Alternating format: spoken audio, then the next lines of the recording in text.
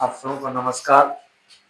आइए आज हम लेकर आए हैं वर्ग 7 का सरकारी गणित प्रश्नावली 7.1 देखेंगे। यहाँ देखिए सवाल नंबर 5 का संपूर्ण राशि ज्ञात कीजिए यदि इसका 8% यानी संपूर्ण राशि का 8% 40 लीटर है। ठीक है, तो हमने मान लिया संपूर्ण राशि को, क्योंकि संपूर्ण राशि ज्ञात करना है, माना कि संपूर्ण राशि बराबर एक्स। प्रश्न से अब देखिए किसका 8%? एक्स का, यानी संपूर्ण राशि एक्स है तो एक्स का 8% बराबर 40। अब देखिए का बना गुना होता है, एक्स गुना 8/100 यानी प्रतिशत का 100 बटा में 100 लिख दिए बराबर में 40। एक्स गुना 8 बराबर देखिए ये भाग में 100 था, इधर आके क्या हो गया गुना में 100 हो गया। ठीक है, अब देखिए x गुना 8 है, हमने सिर्फ x लिखा है, ये गुना में 8 है तो इधर आके बटा के नीचे भाग में 8 हो गया, बटा माना भाग होता है 8 हो गया। अब देखिए 8 के पहाड़ा में 40 कितनी बार में आता है? 8 पंचे 40, 5 हुआ। अब देखिए गुना में 100 पहले से लिखा तो 5 गुना 100, इसीलिए x बराबर 500। ठीक है, अतः संपूर्ण राशि बराबर x बराबर 500 लीटर। बात बिल्कुल समझ गए? चलिए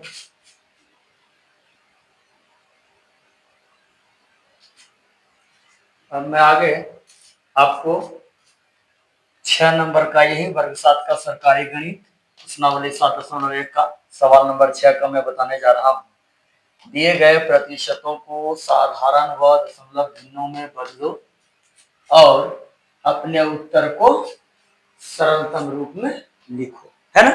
देखिए ए नंबर 25% है, हमने हल में लिखा 25%। अब इस प्रतिशत को बटा में 100 लिख दिया, 25/100, देखो यहाँ साधारण भिन्न में बदल गया 25/100। अब देखिए कहता है आगे कि 25/100, यहाँ कहता है दशमलव में भी निकालने के लिए, इसको हमने काट करके क्या किया, ये ऊपर में कुछ नहीं तो 1 है, बटा के नीचे 4, 25 चौके 50, 1/4 हो गया। देखिए यहाँ पर अपने उत्तर को सरलतम रूप में, देखिए सरलतम रूप यही 1/4 है, बुझ गए ना। अब ये इससे नीचे कटेगा नहीं, बात समझ में आई। हमने इसको काट करके 1/4 लिख दिया और इसका मान कितना आ रहा? 0.25, यानी 4 से आपने 1 में भाग दिया। यदि आपसे नहीं होगा मैं आपको एक जगह करके दिखा देता हूँ, उम्मीद है आप लोगों को दिख जाता होगा। ठीक है ना, आप लोगों को दिख जाता होगा। चलिए देखते हैं, इस जगह जो है हम इस तरह से यहाँ पर लिखते हैं और भाग देते हैं। मैं इधर ही भाग दे देता हूँ, आप देख लीजिए, ये 1 में भाग देते हैं 4 से, तो यहाँ पर 0 देकर के अपने मान से यहाँ दशमलव डालेंगे, दिख रहा होगा आपको, यहाँ 0 डालेंगे, 4 दूनी 8 हो गया, ये घटाएंगे तो 2 होगा।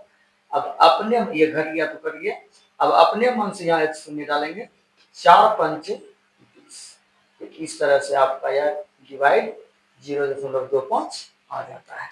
ठीक उसी प्रकार से आप बी नंबर देख लीजिए, 150% है, 150% हल देकर के लिखिए, फिर इसको हम बटा प्रतिशत का 100, तो देख ही रहे हैं आप 150/100।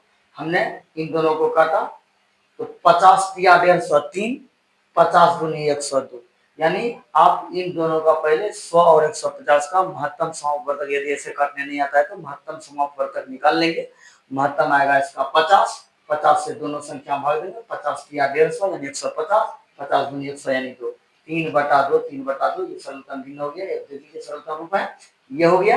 इसके बाद 2 से भाग दिए 3 में, 3.5 हो गया। अब सी नंबर देखिए 20%, 20/100 यहाँ पर लिखा होगा आराम से, चूंकि शुरू में समझा दिए थे, आराम से समझ में आ गया होगा। 20/100, 20 पंचे 100, नहीं कुछ ऊपर में क्या है 1, जैसे यहाँ पर नहीं कुछ तो 1 था तो 1/4 लिखे थे ना, उसी प्रकार से यहाँ 1/5 हो गया। अभी 5 से 1 में भाग देते, हमेशा नीचे से ऊपर में भाग देते हैं जब दशमलव में लाना होता है, तो बात समझ गए, नीचे से ऊपर भाग देते हैं। तो 5 से भाग दिए 1 में, इसका उत्तर हो गया 0.2, इस तरह से ये हो गया। और डी नंबर अंतिम देखिए 5% यानी 5% तो 5/100, प्रतिशत का बटा में 100, ये काट दिए तो ऊपर में नहीं कुछ तो 1/20, जब हम 20 से भाग दिए 1 में 0.05 आया। नहीं विश्वास हो लीजिए, मैं एक बार दिखा देता हूँ फिर से, आप इसे देख लीजिए ताकि आप संतुष्ट हो जा सके। यहाँ हो गया 1, यहाँ हो गया 20। अब देखिए जीरो डाले अपने मन से दशमलव को दिखने के लिए, जीरो का कोई वैल्यू अभी नहीं है, दशमलव का यहाँ हो गया 1 जीरो। अब आप देखिए तो 20 से 10 में भाग लगता है, 20 के पहाड़ा में 10 आता है, नहीं आता है। अपने मन से यहाँ एक और जीरो लगाएंगे, जब यहाँ हम एक जीरो लगाएंगे तो यहाँ क्या डालेंगे, एक जीरो डालेंगे। क्यों?